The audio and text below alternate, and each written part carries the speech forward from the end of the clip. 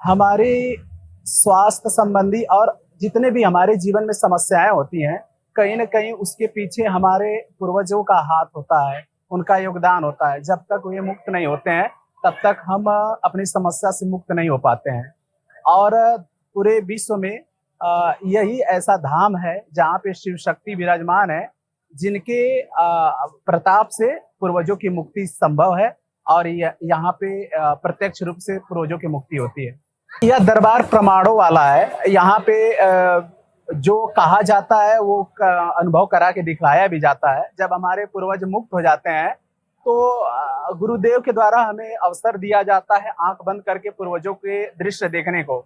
यदि हमें उनके दृश्य नहीं दिखाई देते हैं तो यह माना जाता है कि हमारे पूर्वज मुक्त हो चुके हैं। हम दरबार से 4 साल पहले से जुड़ चुके हैं। हमने 1 दिवसीय प्रक्रिया भी पूरी कर रखी है और हमने दीक्षा भी ले रखा है दरबार से। और इस समय हम तंत्र दीक्षा के पहले लेवल में हैं और अब हमें उस संबंधी समस्याएं नहीं होती हैं जो पहले होती थी। और मेरा पूरा मानना है कि वे पूर्वजों के द्वारा होती थी और अब ऐसा नहीं। पहले मोबाइल पे वीडियो देखा था दरबार का, तो मुझे लगा ऐसा कि यहाँ पे कुछ वास्तविक चीज है जो कहीं नहीं है।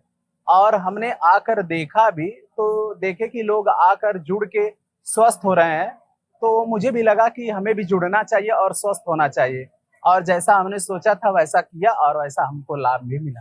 करता करे न कर सके, महादेव करे तो होए, 3 लोक नवखंड में करौली शंकर महादेव से बड़ा न कोई। यह धरती पे दिव्य और अनुभूतिक वाला दरबार है और मुझे लग रहा है कि कलयुग में शायद इस दरबार की उपस्थिति होना बहुत आवश्यक था, क्योंकि आज लोग मानसिक दुविधाओं में फंसे हुए हैं, शारीरिक दुविधाओं में फंसे हुए हैं।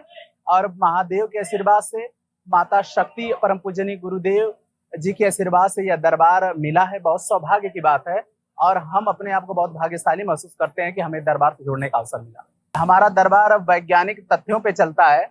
यहाँ पे जो चिकित्सा पद्धति होती है वह सब साइंटिफिक नियम के अनुसार होती है और जो व्यक्ति जुड़ता है उसका लाभ भी प्राप्त करता है। और धरती पे कोई ऐसा नहीं है जिसे कोई स्वास्थ्य संबंधी समस्या ना हो और हर कोई उससे मुक्त होना चाहता है। तो ऐसे लोगों से मैं आपके माध्यम से कहना चाहता हूँ कि वे लोग करौली शंकर महादेव के धाम में कानपुर में अवश्य पधारें और अपने इन समस्याओं से मुक्त होके।